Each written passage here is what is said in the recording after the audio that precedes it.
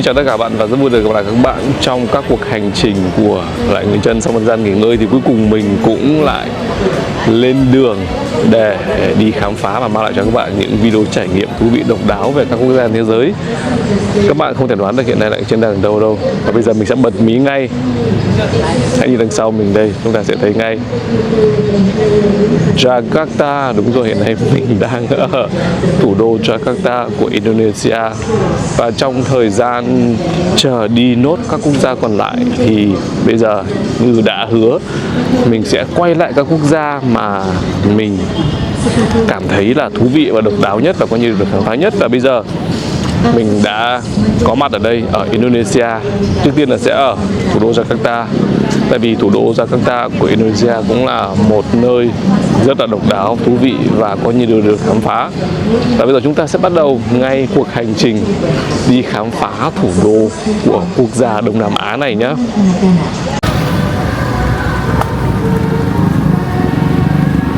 This Vietnam.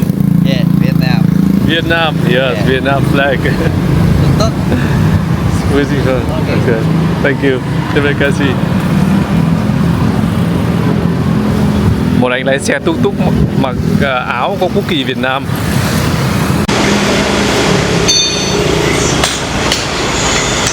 Nói chung về một cuộc sống thì Jakarta cũng giống rất nhiều thành phố châu Á khác và cũng có khá nhiều điểm giống với các thành phố của Việt Nam chúng ta. Cuộc sống thường nhật ở Jakarta với những quán cơm bình dân hay gọi là cơm bụi.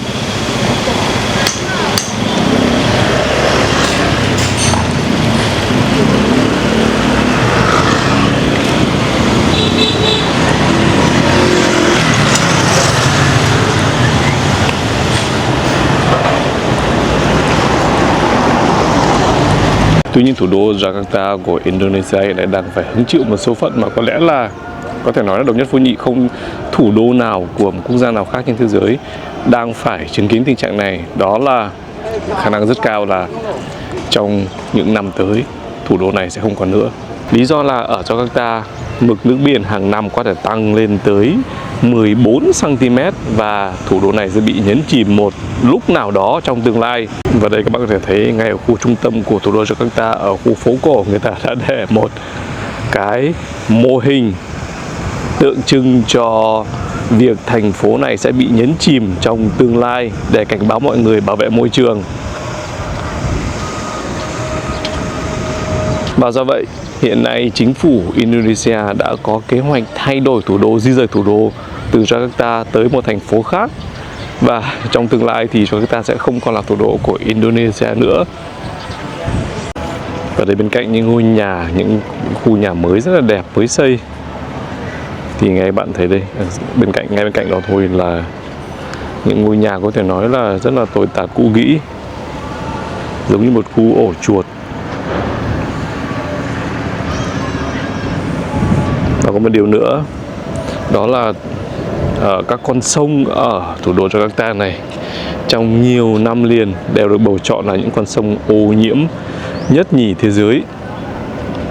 Đây là một góc cuộc sống của người dân ở bên cạnh các con sông. Có vẻ như nghề chính chủ yếu của họ vẫn là đánh bắt cá.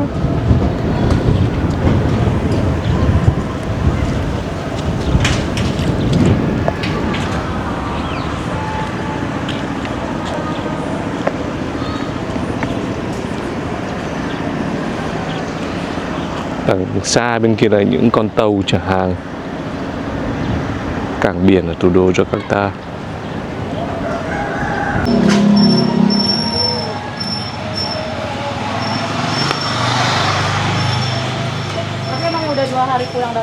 Indonesia là nước có số dân theo đạo Hồi lớn nhất thế giới.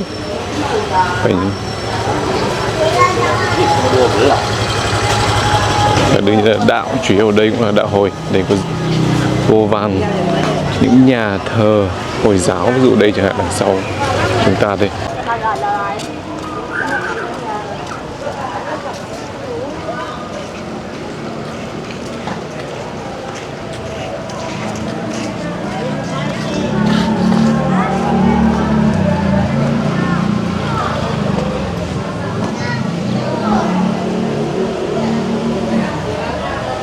bạn hãy xem đây. Ở đâu ngoài Indonesia người ta có khỉ làm thết, làm vật nuôi. Tôi nghĩ trông rất ngộ nghĩnh đấy, còn được mặc bỉm nữa. Đây là không phải người ta dùng khỉ để làm trò tiêu khiển hay để cho khách chụp ảnh, mà là vật nuôi của cô kia, cô bán hàng bên cạnh này. Rất là độc đáo. Hai chú khỉ.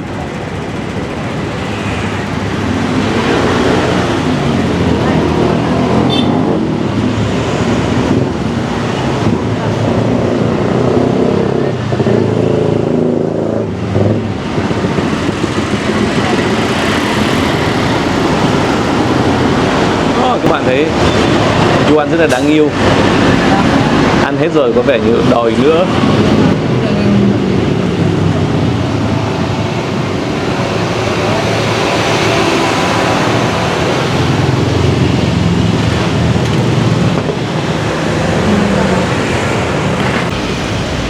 Đây là một góc khu phố cổ thủ đô Jakarta. Có một sông chảy qua, nhưng không được lộng lẫy cho lắm. Nhà cửa thì có vẻ như là rất là cũ kỹ, đúng nghĩa với từ phố cổ. Tuy nhiên còn có cả những ngôi nhà đã bị bỏ hoang ngay giữa khu phố cổ này. Bỏ hoang và không được trùng tu nữa. Trùng rất nhiều nhà đã xuống cấp.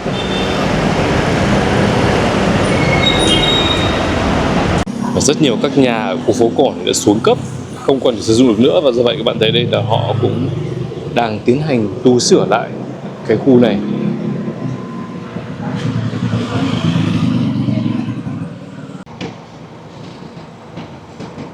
Có những tòa nhà cỏ dại mọc kín cả.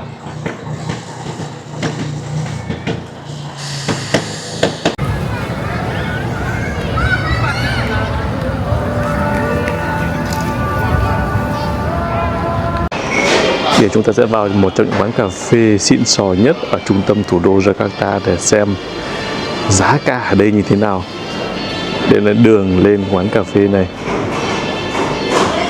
Ở đây có một điều rất đặc biệt là họ treo ảnh của những người nổi tiếng đã từng tới quán cà phê này, và nhìn thấy ảnh của một vị cán bộ nào đó của Việt Nam mặc áo dài đằng sau quốc kỳ Việt Nam, nhưng mà không biết tên là gì. Các bạn thử giúp mình bật mí cho mình biết xem là tên của vị cán bộ này là gì.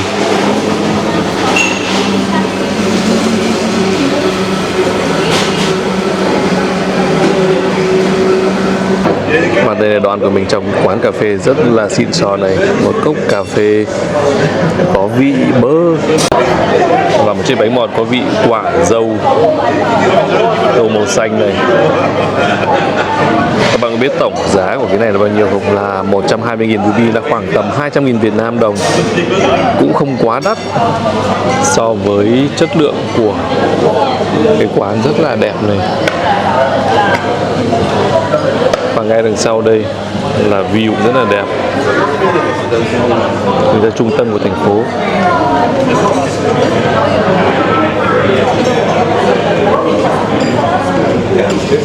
Cà phê em uống rất là ngon, họ không cho chút đường nào cả và rất là đặc biệt. Bánh ngọt cũng chỉ thoang thoảng ngọt thôi, chung là ăn rất là ngon, không khác gì ở châu Âu.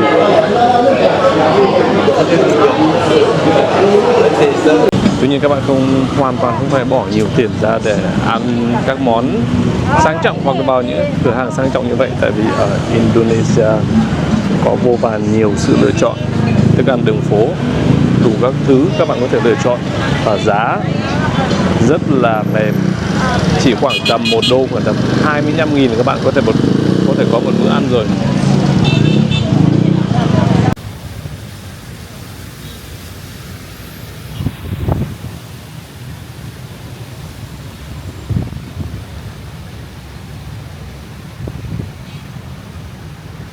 Giờ chúng ta sẽ đi khám phá một chút cuộc sống thường nhật ở thủ đô Jakarta này bằng việc vào thăm khu chợ này. Đây là một góc khu chợ của Jakarta, và bây giờ dễ nhận thấy đây là họ bán rất nhiều các loại thức ăn đường phố như cơm bụi. Ở đây có là cá chê, Không chỉ ở các khu chợ này mà còn ở khắp nơi, trên các con phố ở thủ đô Jakarta này họ đều bán cơm bụi. Để một ngõ rất là nhỏ, trong này cũng có rất nhiều loại thức ăn khác nhau. Chỗ kia có là bán nước hoa quả.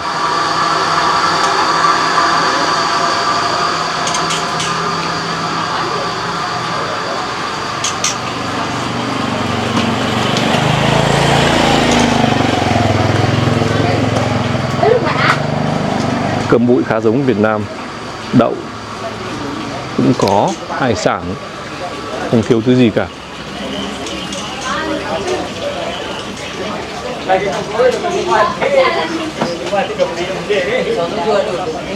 Bên này là họ bán rau củ quả cũng rất là phong phú.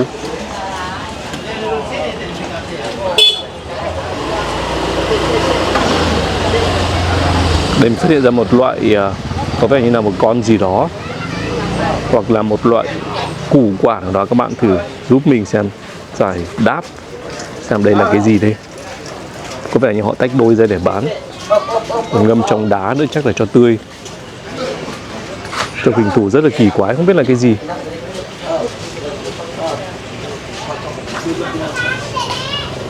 Thì rau củ quả rất là tươi và phong phú.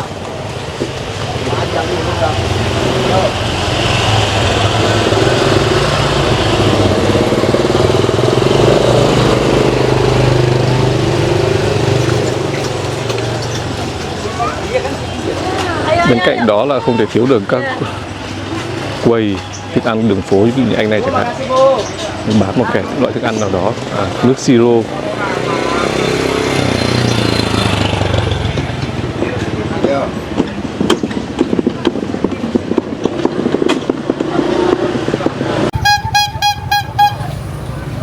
Tiếng còi rất là quen thuộc. Tuy nhiên anh lại bán bánh ngọt chứ không phải bán kem.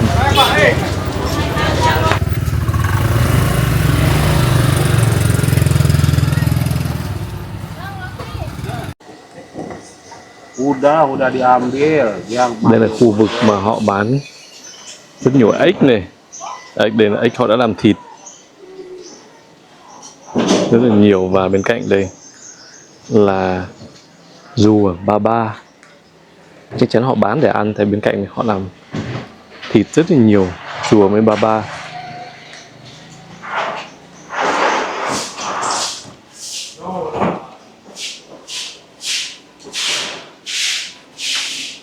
Ở đây xem còn có vô vàn lươn, rất nhiều thùng lươn.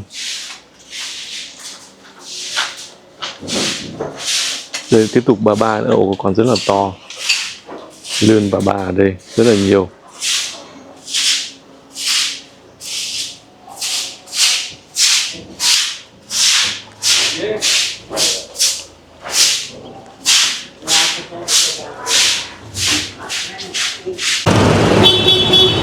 Jakarta có hơn 11 triệu dân, các bạn có thể tưởng tượng là giao thông ở đây kinh hoàng như thế nào.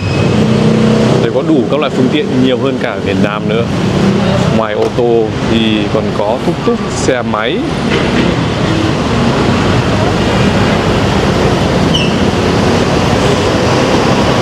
Chung đi lại ở đây là cả một vấn đề rất là lớn.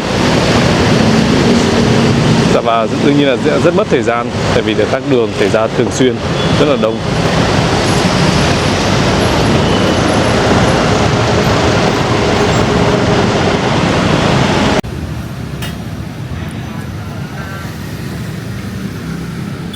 Trong thủ đô Jakarta có rất nhiều con sông, con kênh rạch rất là bẩn, ô nhiễm này và bốc mùi.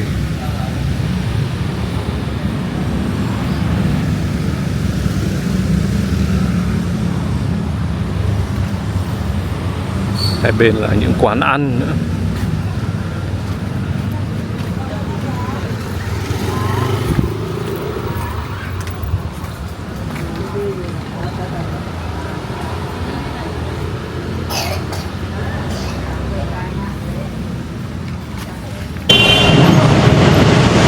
Mặc dù ở thủ đô Jakarta này có rất nhiều con sông chảy qua và cũng khá là ô nhiễm, bốc mùi.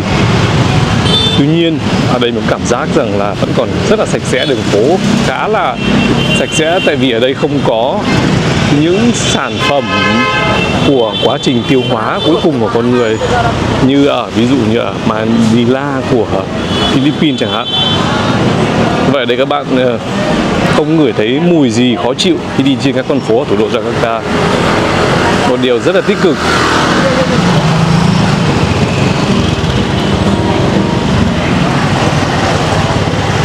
Đây là các con phố buôn bán sầm uất ở khu vực trung tâm.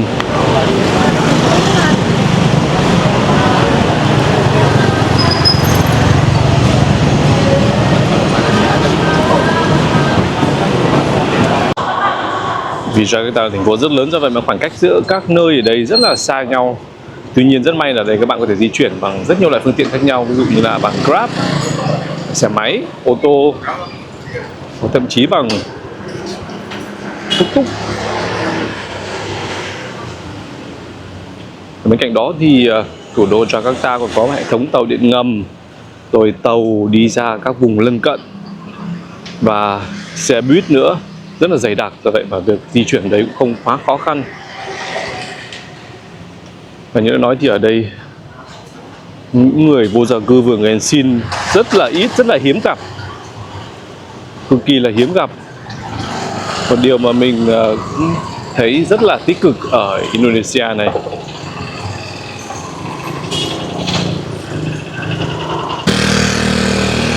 Các bạn hãy xem mình tìm thấy cái gì ở đây.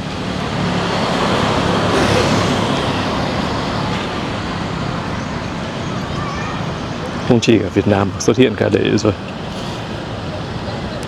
App taxi xanh xe của VietFast đã thâm nhập vào thị trường Indonesia.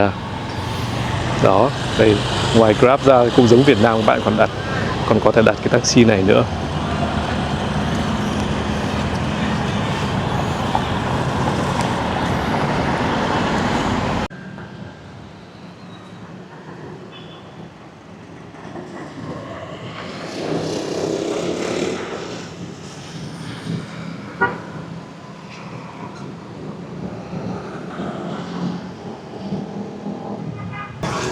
Ở thủ đô Jakarta vẫn còn rất nhiều những cái khu mà rất là ô nhiễm, không được đẹp mắt như thế này.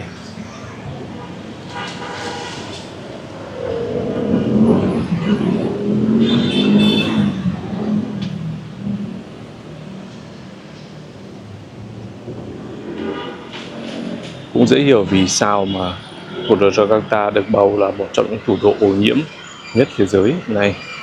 Bên cạnh đây còn có rất nhiều các sạp hàng bán đồ ăn đường phố.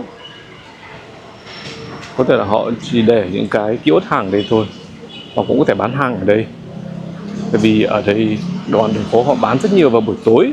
Tối mới là cái lúc mà họ sầm uất nhất, họ bán sầm uất nhất.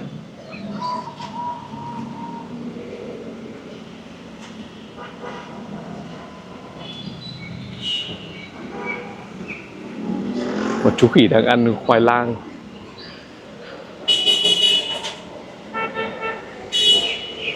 Ở đây có rất nhiều khỉ.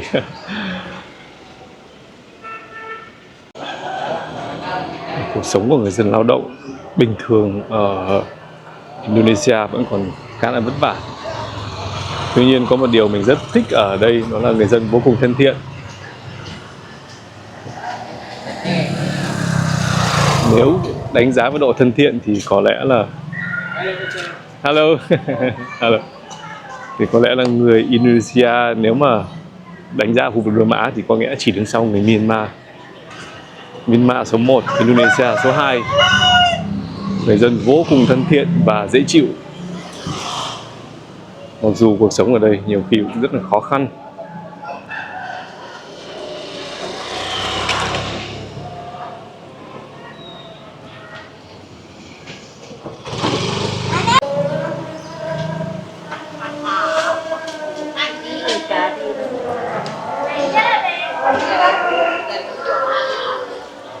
Thì có vẻ như là đại đa số người dân đây đều kinh doanh đồ ăn.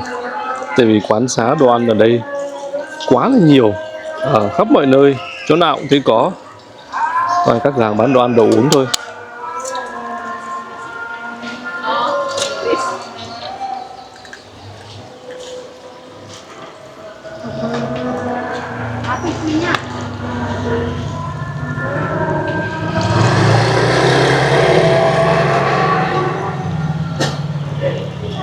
Apaan sih lu?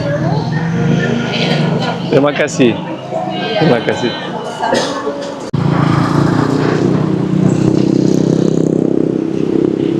Rất tiếc là ở đây cũng còn rất nhiều những dòng sông như thế này. Ví dụ đây là một con sông nữa. Xung quanh thủ đô Jakarta này có khoảng mấy chục con sông chảy qua, do vậy mà những kênh rạch đây rất là nhiều. Các bạn thấy để dưới rất là ô nhiễm, và ở dưới đây có người ở trên cái bè này, có mấy người đàn ông đang ở đấy đang ăn uống đó. Xung quanh này có một vài quán ăn, quán xá.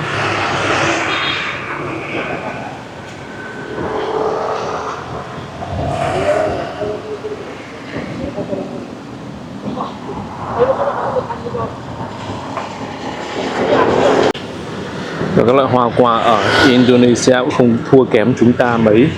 Bạn thấy có rất nhiều.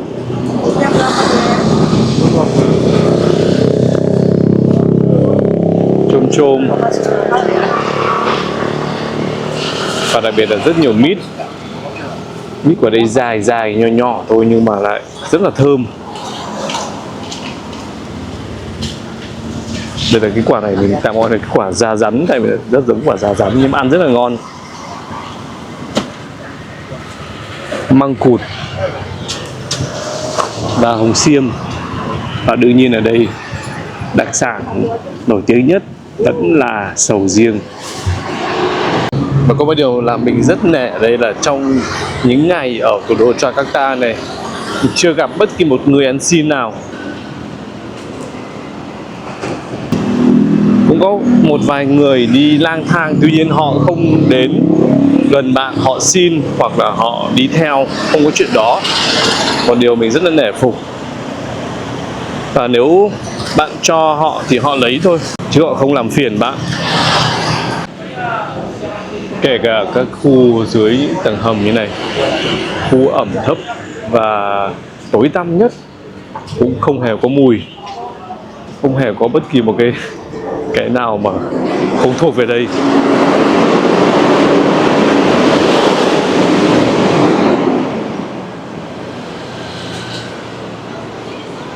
Đây chỉ là nước dột từ trên xuống, tại vì công trình đã quá là cũ kỹ rồi. Và người dân ở đây người ta lấy cái nơi ở dưới những cái tầng hầm này để làm nơi bán hàng và những cái đồ cổ, đồ second hand. Đây là một điều mình cảm thấy vô cùng dễ chịu khi ở thủ đô Jakarta.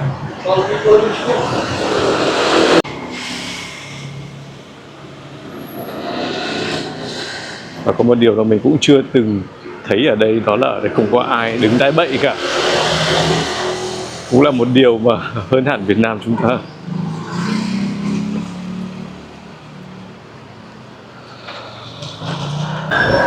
Một điều nữa mình rất ấn tượng về thủ đô Jakarta đó là ngoài cái việc ở đây có rất nhiều các phương tiện giao thông mà các bạn có thể dùng để di chuyển xung quanh thành phố, thì đây là một ga. Đây không phải là ga tàu điện ngầm mà một cái ga nơi các bạn có thể bắt tàu để ra các cái vùng lân cận của Indonesia. Bạn thấy cũng rất là đẹp, thoáng đãng, rộng rãi, sạch sẽ nữa, không có gì phải chê cả.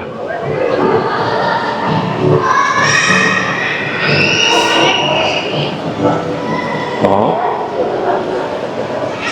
người đi lại tầm này có vẻ chưa được đông lắm.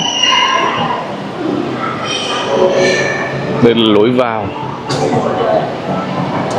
trong kia là cái đường ray. Nhìn từ xa thì tàu trông cũng khá là mới mẻ. Bên cạnh đó thì đương nhiên là thủ đô Jakarta cũng có rất nhiều nơi tấp nập nhộn nhịp hiện đại.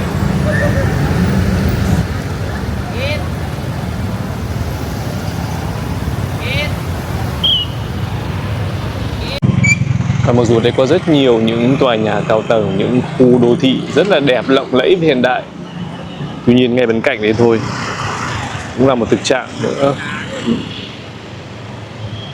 Đây bên cạnh đây là những dòng sông rất là ô nhiễm, cá chết nổi lành phành ở dưới kia, bạn nhìn thấy không? Và người dân ra đây, đặc biệt là những người trẻ ra đây là nơi hóng mát, ngồi trò chuyện, và có rất nhiều người câu cá ở xung quanh cái con sông này. Bốn xung quanh đều có những người câu cá, và đằng sau là những tòa nhà của khu đô thị rất là hiện đại.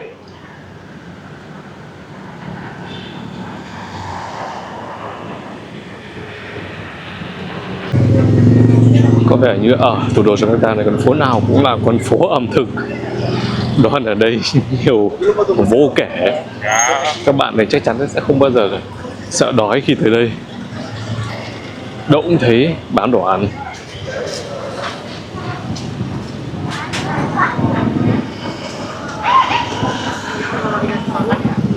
Bạn vào bất kỳ một con phố nào, nhất là những cái tầm chiều chiều trở ra là đông nghịt.